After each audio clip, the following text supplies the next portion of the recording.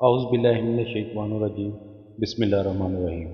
ناظرین محترم، آج ہم نئی اسلامی معلومات پر مبنی ویڈیو لے کر حاضر خدمت ہیں۔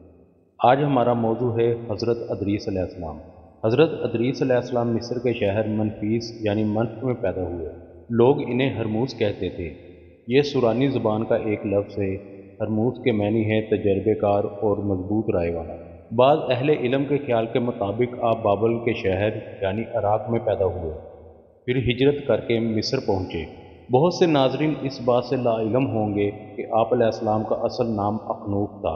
النساب کے اکثر علماء کے مطابق نبی کریم صلی اللہ علیہ وآلہ وسلم کے سلسلہ نسب میں شامل ہے۔ آدم علیہ السلام اور شیس علیہ السلام کے بعد انہیں نبوت کا شرف حاصل ہوا، یعنی حضرت ادریس علیہ السلام اللہ رب العزت کی جانب سے مبعوث کیے گئے تیسرے پیغمبر ہیں۔ حضرت ادریس علیہ السلام کو 10 خصوصیات کے ساتھ اللہ رب العزت نے مبعوث فرمایا، جو کہ بترتیب یہ ہیں: آپ علیہ السلام پیغمبر مرسل تھے۔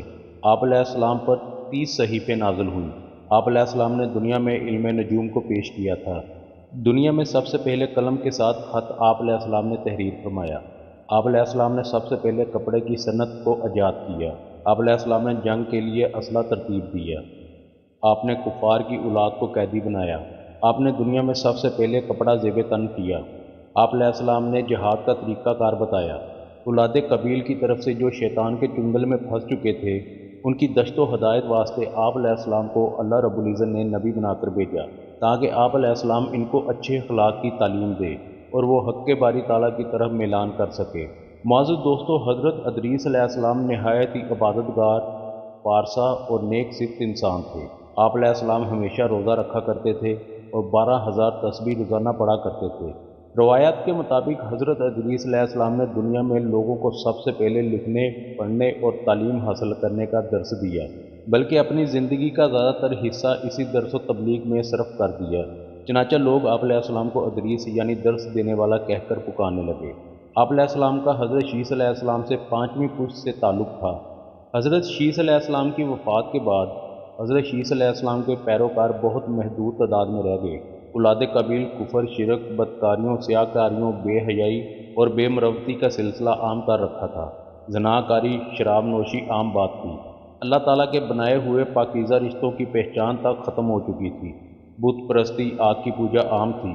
ہر طرف شیطان اور شیطانیت کا راج تھا۔ لوگ گناہوں کی دلدل میں گردن تک دسے ہوئے تھے۔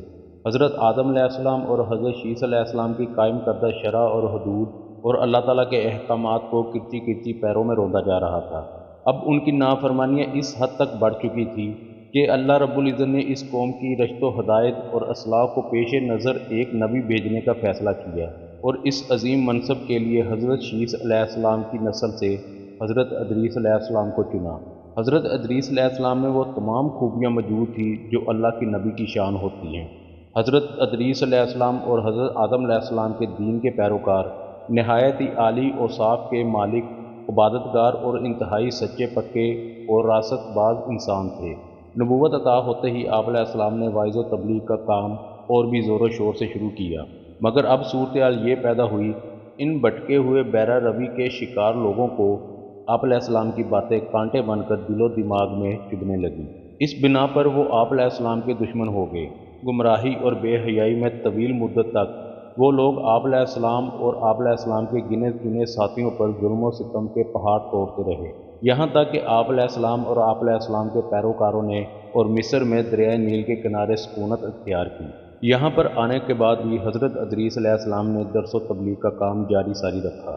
آپ علیہ السلام اس وقت کے لوگوں کی تمام زبانوں سے واقف تھے اور آپ علیہ السلام کو بیشتر زبانوں پر مکمل عبور حاصل تھا۔ یہی وجہ تھی آپ علیہ السلام ارد گرد کے لوگوں کو انہی کی زبان میں درس فرماتے۔ معزز دوستو، آپ کو یہ بھی بتاتے چلیں کہ حضرت ادریس علیہ السلام دنیا کے وہ پہلے شخص بھی ہیں جنہوں نے عالم انسانیت کو لباس بنانا اور اس کو سی کر پہننا سکھایا۔ اس وقت کے لوگ بدن کو درختوں کے پتوں اور جانوروں کی کھالوں سے ڈھانپا کرتے تھے۔ حضرت ادریس علیہ السلام نے لباس کو بنانا سکھا کر پوری انسانیت کی شرم و حیا کی لاج رکھی۔ اس سے پہلے لوگ لباس بنانا نہیں جانتے تھے۔ حضرت ادریس علیہ السلام نے ہی ہتھیار بنانے کا درس دیا۔ حضرت ادریس علیہ السلام نے ہی قلم کو ایجاد کیا، جس کی بنا پر آج ہم اور آپ لکھنے پڑھنے سے واقف ہوئے۔ یہ حضرت ادریس علیہ السلام ہی تھے جنہوں نے باقاعدہ کتاب سے درس دیا۔ یہ کہنا بیجا نہ ہوگا کہ حضرت ادریس علیہ السلام ہی کی بدولت آج دنیا علم فلکیات سے بہرہ ہے۔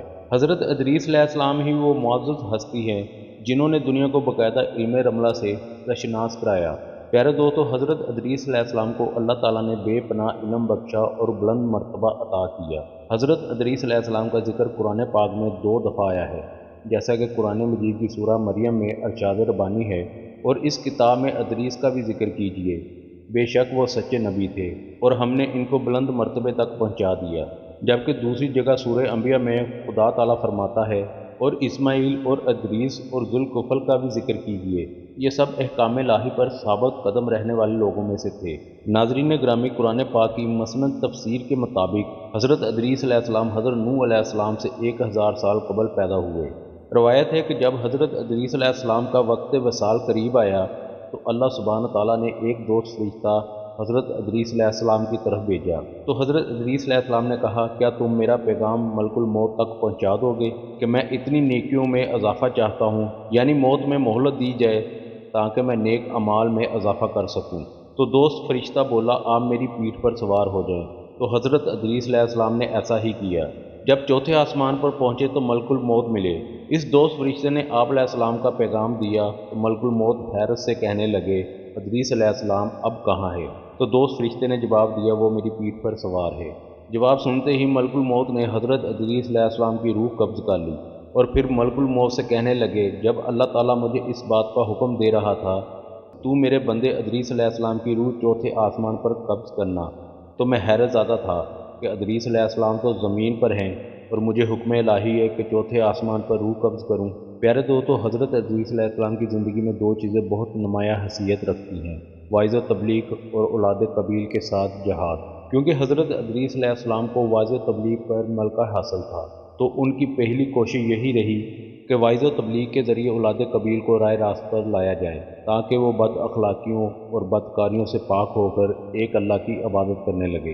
لیکن ہوا کو یوں کہ شیطان ان پر پوری طرح غالب آ چکا تھا۔ ان کا روم روم شیطانیت میں جھگڑا ہوا تھا۔ دنیا 2 گروہوں میں بڑھ چکی تھی، شیطان ملعون کے پیروکار اور خدائے واحد کو ماننے والے۔ اس صورتحال کے پیش نظر حضرت ادریس علیہ السلام کا دل گرفتہ رہنے لگا۔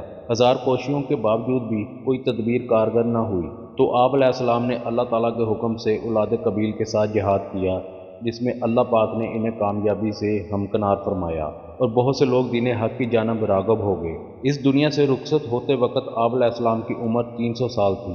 آپ علیہ السلام کی قبر مبارک کے حوالے میں مورخین میں اختلاف پایا جاتا ہے۔ کچھ لوگوں کا کہنا ہے کہ آپ علیہ السلام کی قبر مصر کے اہرام کوہ طور کے دامن میں واقع ہے، جبکہ بعض کے نزدیک آپ علیہ السلام کی قبر عراق میں موجود ہے۔ لیکن اس بات کا صحیح علم تو اللہ پاک کی ذات کو ہی ہے کہ آپ علیہ السلام کہاں مدفون ہے۔ پیارے دوستو، اللہ پاک سے التجا ہے اگر کوئی کمی پیشی رہ گئی ہو تو پیارے آقا حضرت محمد صلی اللہ علیہ وآلہ وسلم کے صدقے میں ہمیں معاف فرمائے۔ دوستو، ویڈیو پسند آنے کی صورت میں لائک کیجیے، اپنے دیگر دوستوں کے ساتھ شیئر کیجیے، ہمارے چینل کو سبسکرائب کرتے ہوئے ساتھ موجود بیل آئیکن کو بھی دبائیے۔ پیارے دوستو، آج کی ویڈیو میں اتنا ہی، ملیں گے انشاءاللہ اگلی ویڈیو میں، تب تک کے لیے اجازت دیجیے، اللہ نگہبان۔